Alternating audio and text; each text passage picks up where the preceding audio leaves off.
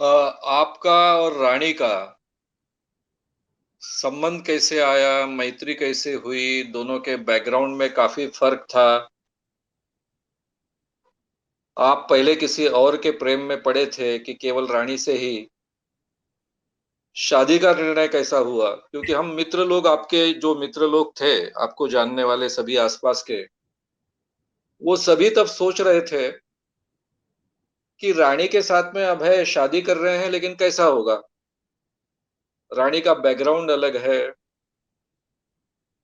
तो इन दोनों का कैसा जमेगा? इससे भी ज्यादा शायद अभय अपनी दिशा से भटक न जाए, ये डर हम सब लोग मित्र लोग महसूस कर रहे थे या एक दूसरे के साथ में चर्चा कर रहे थे। इसलिए मैं थोड़ा सा विस्तार से ये सवाल आपसे पूछ रहा हूँ। नहीं श्याम, सवाल जो तुमने पूछा और उस समय अगर ये किसी के मन में, मित्रों के मन में अगर ये आशंका रही होगी तो स्वाभाविक भी है। बात एकदम ही सही है कि रानी की और मेरी पारिवारिक पार्श्वभूमि और जीवन के सपने बहुत अलग थे। लेकिन रानी से मेरा पहला परिचय कैसे हुआ, वो जो तुमने जो सवाल पूछा, वहां से शुरू करता हूँ।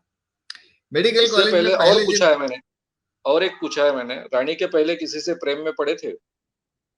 भाई ये सौभाग्य मुझे नहीं मिला कि बहुत लड़कियों से प्रेम कर सकूं, ये तो मेरा सौभाग्य नहीं था। और एक सच तुमको प्रामाणिकता से कह दूं तो और ये भी था, मेरे मन में हमेशा ये रहा करता था कि मेरे जीवन की राह मैंने तय कर ली है और ये राह तो कांटों से भरी है। कौन लड़की तेरे साथ चलेगी रे? तो ये मन में बड़ी कचोट रहा करती थी। मैत्री तो कई लोगों से होती थी, सामाजिक काम करता था तो स्वाभाविकता लड़कियों से भी परिचय होता था, उनके साथ सामाजिक काम भी करता था, लेकिन प्रेम कभी नहीं हुआ।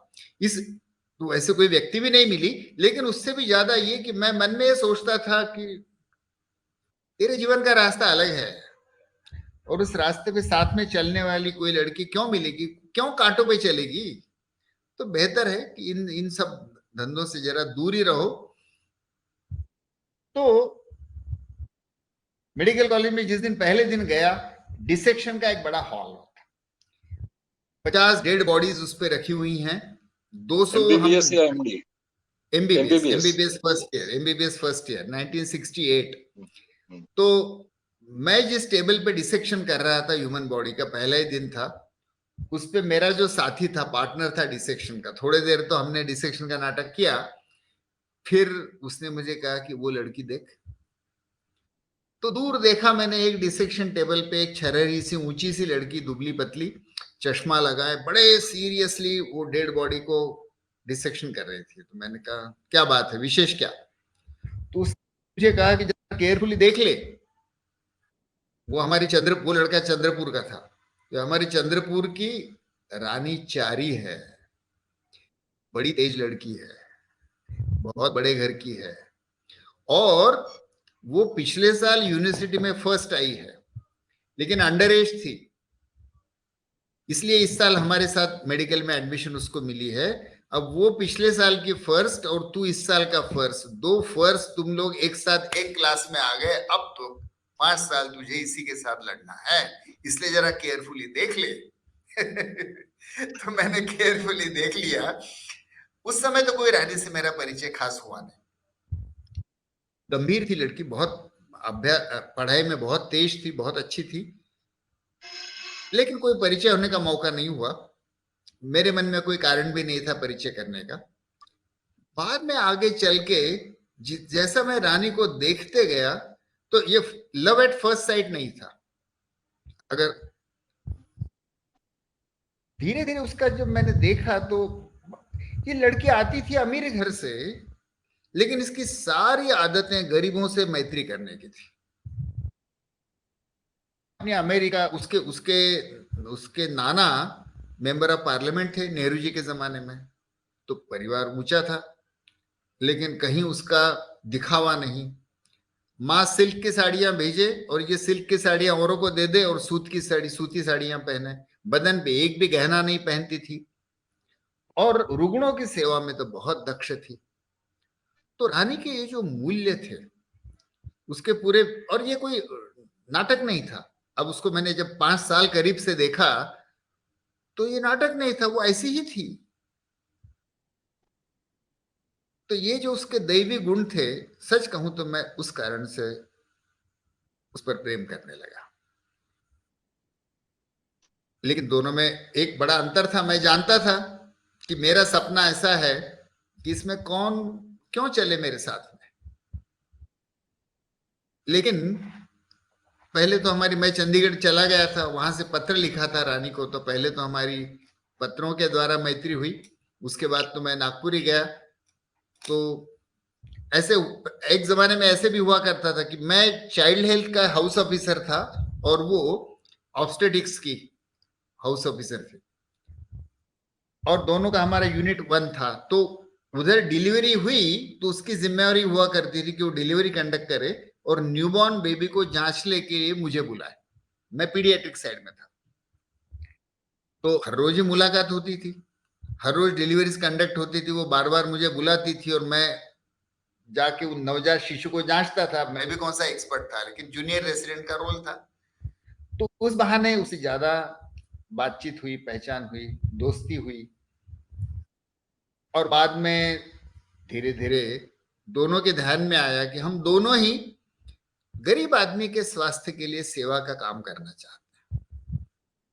दोनों की, जिसको हम मटेरियलिस्टिक एस्पिरेशन कहते हैं, पैसा कमाओ, बड़ा भारी घर हो, बड़े भारी कार हो, ऐसा कोई सपना नहीं था मेरे लिए। तो बल्कि उसका उल्टा सपना था कि जितना सादगी से जीवन जिया जा सके उतना बेहतर है। और रानी को वो नेचुरली वैसी ही थी, उसको उसके लिए कोई कोशिश नहीं करनी पड़ती थी। तो इसलिए रानी के साथ मैंने शादी करने का निर्णय बहुत सोच समझ के लिया। लव एट फर्स्ट साइट था ही नहीं, लेकिन एक दूसरे को 8 साल देखने समझने के बाद हमने हमारे एमडी के फाइनल साल में मैंने उसको प्रपोज किया। अब हम उसके बाद हुआ ऐसे कि हम दोनों की पारिवारिक बैकग्राउंड बहुत भिन्न थी। जो जाति जो भी हमारी समझी जाती है वो भिन्न। उसमें एक तुमको आश्चर्य होगा श्याम, कि मैंने उसको प्रपोज किया तब तक मुझे उसकी जाति ही नहीं पता थी। मेरे दिमाग में सवाल ही नहीं आता था कि जाति क्या होती है। तो मुझे तेलुगु थी वो, ये मैं जानता था, क्योंकि उसकी भाषा तेलुगु थी, मातृभाषा। नाम ही चारी था, तो वो दक्षिण भारतीय साफ साफ था। लेकिन चारी की कोई जाति होती है मुझे पता ही नहीं था। मैंने कभी सोचा भी नहीं इसकी जाति क्या है। प्रपोज कर दिया, उसने हाँ कर दी। और जब उसके घर बताया तो सभी जाति निकली। फिर तो ये निकला कि ये लड़का तो कमाना नहीं चाहता है।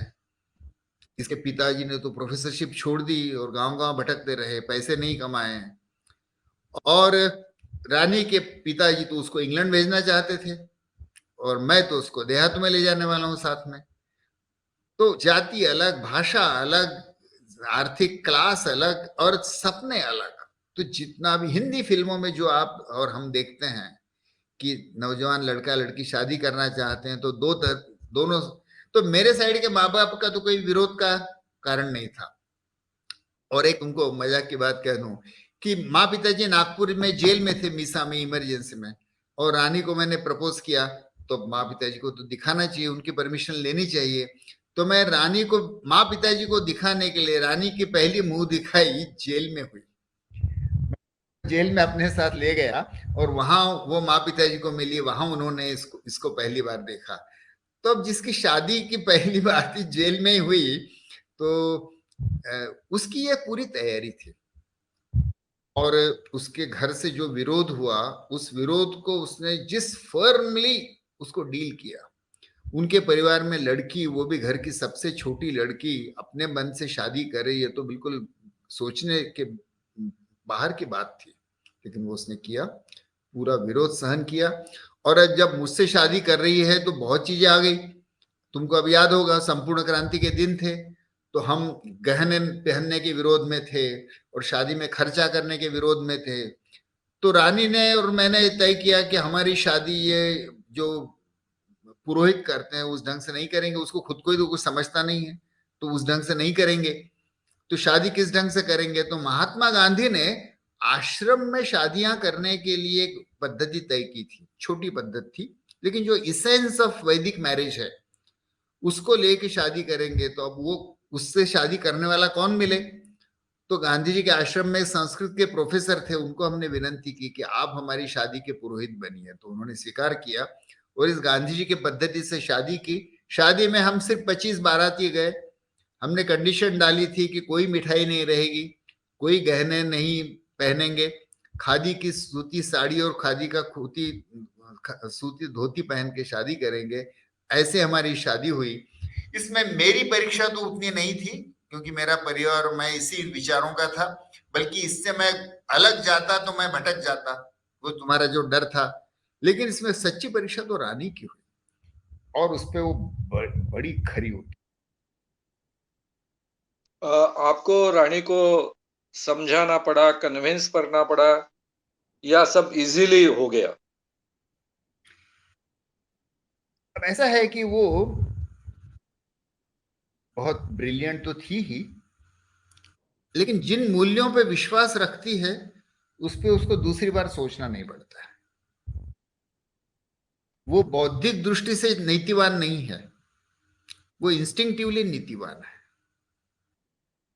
तो जब जब उसने मुझे शादी के लिए हाँ कहा, उसके अगले दिन वो क्या, मुझसे कुछ बात भी नहीं की, खादी भंडार गई, 6 सूती साड़ियां खरीद के लाई, और अपनी जो उसकी पहले की जो भी मिल की टेक्सटाइल की सब साड़ियां थी, सब के सब उसने बांट डाली कि आज से। उसके बाद उसने खादी ही पहनी। मैंने उसको एक शब्द से नहीं कहा कि तुम खादी पहनो, लेकिन दूसरे दिन उसने खुद ही उस पर अमल करना शुरू कर दिया।